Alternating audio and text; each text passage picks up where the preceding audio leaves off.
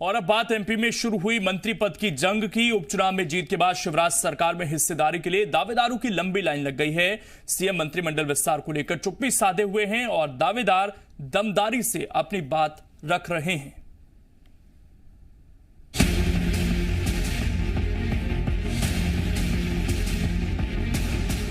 MP में भले ही 28 विधानसभा सीटों पर हुए उपचुनावों में 19 सीटें जीतकर बीजेपी ने अपनी सरकार बचा ली हो, मगर चुनाव के बाद अब मंत्रिमंडल को लेकर शिवराज सरकार के सामने बड़ी चुनौतियां खड़ी हुई है।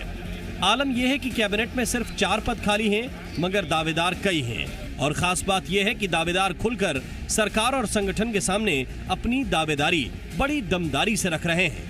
आइए सबसे पहले आपको बताते हैं कि कौन कौन से विधायक मंत्री बनने के लिए दावेदार हैं। रामपाल सिंह, गौरीशंकर बिसेन, राजेंद्र शुक्ला और संजय पाठक पहले भी मंत्री रहे हैं और मंत्री बनाए जाने का इंतजार कर रहे हैं। तो दूसरी तरफ अजय बिश्नोई, गिरीश गौतम, हरिशंकर खटीक जैसे नेता खुलकर अपने लिए मंत्री पद की मांग कर रहे हैं। हालांकि मंत्रियों के अलावा विधानसभा अध्यक्ष और उपाध्यक्ष के भी 2 पद खाली हैं, मगर चुनौती सरकार के लिए बरकरार है। पहले जरा देखिए पार्टी में कैसे खुलकर अपने लिए पद की दावेदारी की जा रही है। हम लोग भी सीनियर हैं, 4 बार चुनाव जीत गए होते। एक बार मात्र 233 वोट से हम चुनाव हार गए थे, लेकिन 31,000 वोट भी हमें उस ज़्यादा मिला था।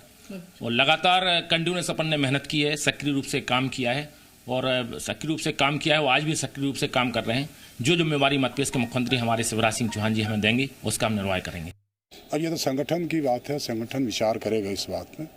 जनता की अपेक्षा है कि बिंद को तवज्जो मिलना चाहिए और मुझे ऐसा लगता है कि संगठन भी गंभीरता पर इस पर विचार कर रहा है। जो उस समय आपाधापी में या कुछ विशेष परिस्थितियों के तहत कुछ क्षेत्रों का प्रतिनिधित्व नहीं हो पाया था, अब वो सारा क्षेत्रीय संतुलन को भी बनाया जाएगा।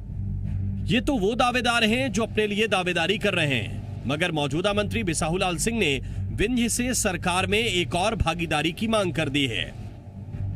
जिस परिवार में रहते हैं तो उस परिवार से प्रेम होता है। इस तरह बिंद के लोग हमेशा ये चाहते हैं कि बिंद क्षेत्र का विकास होना चाहिए और सब लोग अपने क्षेत्र को पहले प्राथमिकता देते हैं। इसलिए बिंद क्षेत्र के लोग अगर मांग कर रहे हैं तो कोई गलत नहीं है। मैं भी उनका समर्थन करता हूं कि बिंद से योग्य और अच्छे व्यक्ति को विधानसभा। एक तरफ जहां सरकार में मंत्री पद को लेकर होड़ जारी है, तो बीजेपी की हालत पर कांग्रेस चुटकी ले रही है।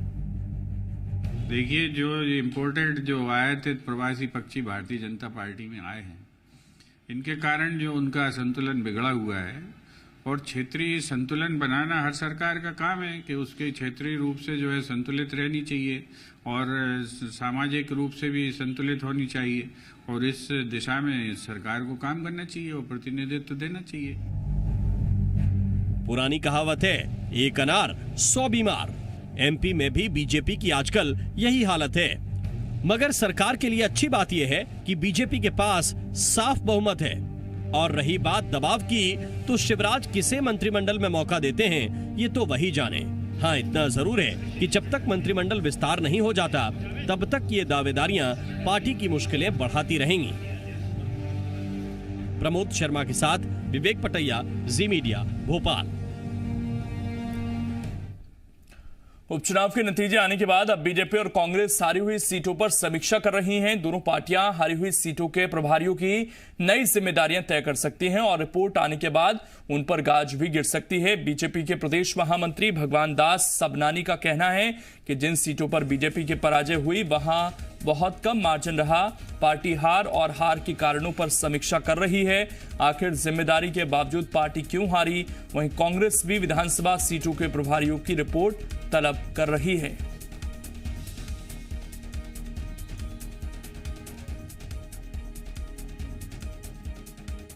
मार्जिन से जीत और हार भी हुई है एक आध सीट पर, तो उसमें आप किसको दोष देंगे? प्रयास करने वालों ने खूब प्रयास किया और कहीं हम 64,000 से जीते, 50,000 से जीते, 44-45,000 से जीते, ये बड़े अंतर है।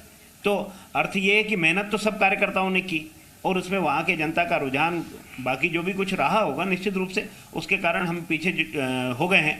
लेकिन पार्टी ने पूरी शक्ति के साथ, पूरे तारतम्य के साथ, पूरी एकजुटता के साथ चुनाव लड़ा और चुनाव में हमको ये बड़ी विक्ट्री मिली है। भारतीय जनता पार्टी की मध्य प्रदेश की माननीय शिवराज जी की सरकार बहुत मजबूत हुई है।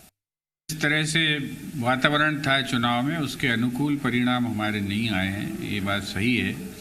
और उसी तरह से पार्टी इस पर विचार कर रही है, गंभीरता से अध्यक्ष जी भी और समूची हमारी पार्टी के जो वरिष्ठ नेता हैं इस पर विचार कर रहे हैं और परीक्षण किया जाएगा इसका।